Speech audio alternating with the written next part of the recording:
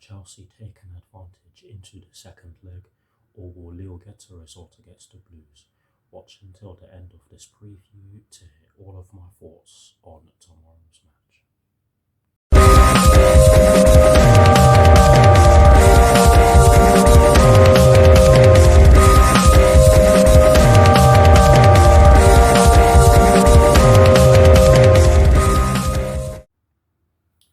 Hello people, welcome to my channel, welcome to another video. This is my preview for the match that will be taking place tomorrow evening at Stamford Bridge in the UEFA Champions League round of 16 first leg between Chelsea and Lille, with kickoff at 8 PM UK time. So what I'm going to do for you guys in terms of this preview is that firstly, I'll run you through the Chelsea team news. I will then be giving you guys my lineup based on the team news that I'll be giving you guys very shortly. And lastly, I'll be giving you guys a score prediction. So without further ado, let's get straight into this preview. So we shall begin this preview by taking a look at the Chelsea team news. And in this preview, I only have one piece of information for you guys in regards to the Chelsea first team, and it concerns Mason Mount, Cesar Azpilicueta, Callum Hudson-Odoi and Reece James. And the first part of this story, which concerns Mason Mount, explains that he could be absent for the Blues due to an ankle ligament injury that he sustained in one of our recent matches. If I'm not mistaken, it was the Club World Cup final against Palmeiras. But yes, he could be absent for that reason, and in all honesty, I expect him to be absent because ligament injuries do take a while to recover from. But yes, that's the first part. The part which concerns Cesar Azpilicueta explains that he could be returning, which is absolutely great news because I'll be honest, Andreas Christensen didn't bomb forward too much, but that is because he's not a natural right back. Yes, he can play there, and it's a known fact that he can play there, but it's not his primary position.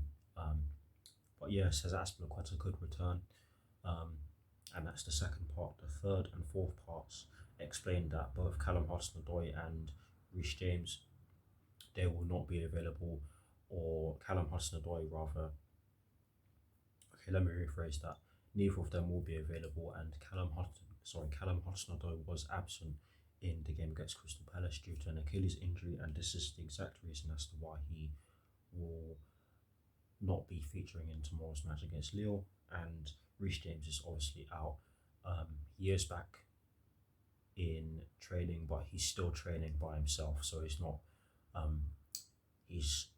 not match fit yet. So obviously he won't be able to be in the squad. But yes, I hope I didn't butcher that too much. But yes, that is it for the team news. We shall now move on to my lineup based on the team news that I've just given you. Now I'm going to run you guys through my lineup based on the team news that I've just given you, and yes, I'll begin by talking about my formation of choice. And in the case of this lineup, I've chosen to go with a 4-3-3, and the reason why I've done so is because we did use it against Crystal Palace.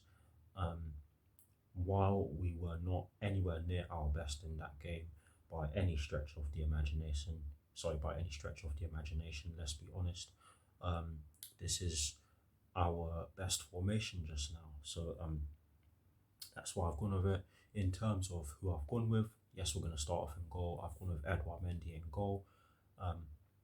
He didn't have too much to do at all against Crystal Palace, and yes, that is largely due to the fact that they didn't have a single shot on target throughout the entire game. But yes, he is our best keeper, and again, that is not me saying that I have anything against Kepa, because he's been brilliant this season. Let's be honest, he really has been, and he really has developed as a goalkeeper. But yeah, I've gone with Edouard Mendy in goal. In terms of my back row, in the right back position, I've gone with Cesar Azpilicueta. Now, if he's not able to play in tomorrow's game, then someone else will have to go there, and it won't be ideal because against Crystal Palace we had 4 centre backs in our back four, and 2 of them were not natural full backs, and it just goes to show how bad our injury situation has been in recent months. But yes, I've gone with Cesar Azpilicueta in the right back position. If he's able to play, then he has to go there. If he's not, then Andreas Christensen will most likely have to go there again. Um, but yes, I've gone with Cesar Azpilicueta. Now, in terms of my centre back pairing, I've gone with the usual Thiago Silva and I've gone with Thiago Silva and Antonio Rudiger. Sorry, I've got something that's making me laugh. I apologise, but I've gone with those two as my centre back pairing because we all know what they give us. They give us solidity. They give us solidity at the back, and against Crystal Palace, they didn't really have too much to do. Um, yes, Crystal Palace did get through on a few occasions, but it wasn't their fault. I thought both of them had a good game, and they deserve to play in tomorrow's match against Lille. So they are in my lineup for those reasons. And now to complete my back four, I've gone with Malang Sarr, and I know that I said that we started the game against Crystal Palace with four central defenders in our back four, but we're playing in a back four, and Marcos Alonso is better suited to a back three. Yes, he came on and got the assist for Hakim Ziyech in the game against Crystal Palace, but we don't often see Marcos Alonso play in a back four, and I don't even know how many times he's played in a back four since he did it on a regular basis under Maurizio Sarri. But yeah, if Alonso does start, then I have faith in him to do a job because we all know that Marcos Alonso really can do a job, especially on his day. He does get a lot of criticism, and he rightly got a lot of praise for that assist. But yes, I mean that assist against Crystal Palace, might I add. But yeah, I've gone with Malang Sarr. Now we move into my midfield. Um, I've gone with Jorginho in the deepest of the three midfield positions because we all know what he can do in terms of dictating play from deep and spraying the ball from deep. And with two players beside him who can bomb forward and carry the ball when needs be, I think Jorginho excels in that capacity. So that's why I've gone with Jorginho in the middle of my midfield three, and I've gone with N'Golo Kante and Mateo Kovacic just ahead of him. Yes, there were so many ways that I could have approached my midfield, but I've chosen to go with these three because honestly, Jorginho I've already spoken about, but N'Golo Kante we all know about anyway, and Mateo Kovacic, who for me has had a brilliant season so far. He has contributed very well to attacks this season. He's not only just gotten assists, he's scored goals as well, and he has, in my opinion, he's improved. So for me, he deserves to play. When he came on against Crystal Palace, it gave us some energy in the midfield and it helped us link our defence with our attack because, in all honesty, our attacking was pretty lackluster against Crystal Palace. But yes, that's the midfield three that I've gone with, and I do digress. Now, to complete my lineup, I've gone with Hakim Ziyech in the right wing position. Sorry, let me rephrase that. Now, we're going to get into the front three and complete my lineup by doing so. And in the right wing position, I've gone with Hakim Ziyech. He thoroughly deserves to play. He's been our most consistent player in recent weeks. He got the goal against Crystal Palace, got the winning goal, and he was easily the best player on the pitch in that game. But yes, I've gone with him in the right wing position. I don't need to say anything else.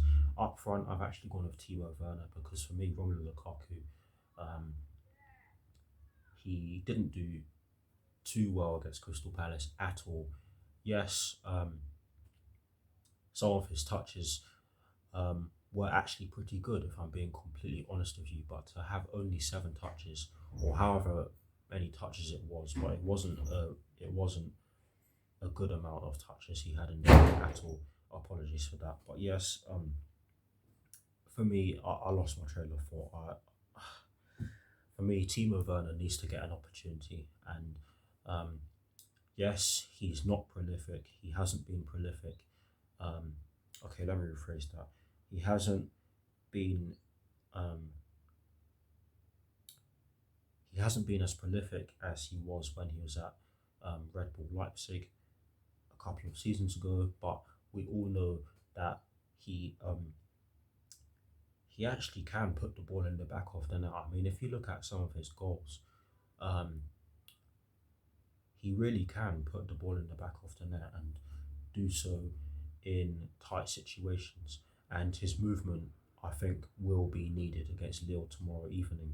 So for me, he goes into that position. And now to complete my lineup, I've gone with Christian Pulisic in the left wing position. Um, I would understand if some people put Kennedy there and maybe um, bring Christian Pulisic off the bench.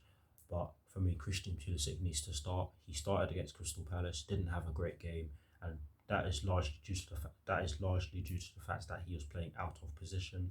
And in all honesty, he needs to start playing in his position again, because when he's playing in his position, um, when he's playing in the left wing position, that is, um, he can be a massive threat. I mean, I've said it so many times. His ability to drag defenders out of their defensive line and create space by doing so is something that will help us.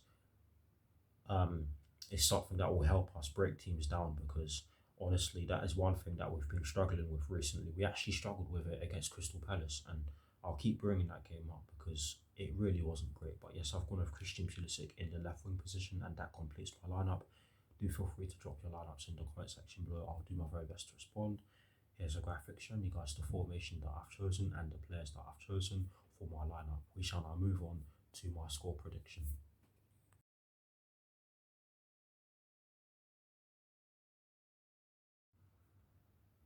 Now, to end this preview, I'm going to give you guys my score prediction, and I've chosen to go with a 3-1 Chelsea win because I do believe that we have what it takes to get the job done. Let's make no mistake about it, it will not be easy. We have to remember that Lille are the French champions. They are defending their title. I do not care what position they sit in their league, but we cannot underestimate them.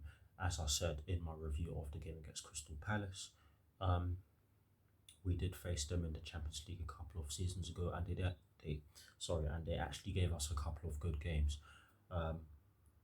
So we have to take them seriously. And what I'll also add is that we did have a similar crop of players back then to what we have now, so the players should know that they should be taken seriously. But yes, that's why I've gone with a 3-1 Chelsea win. Do feel free to put your score predictions in the comment section below, and I'll do my very best to respond. That is it for this preview. Come on, you Blues. Come on, Thomas Tuchel, and peace. I'll see you all very soon.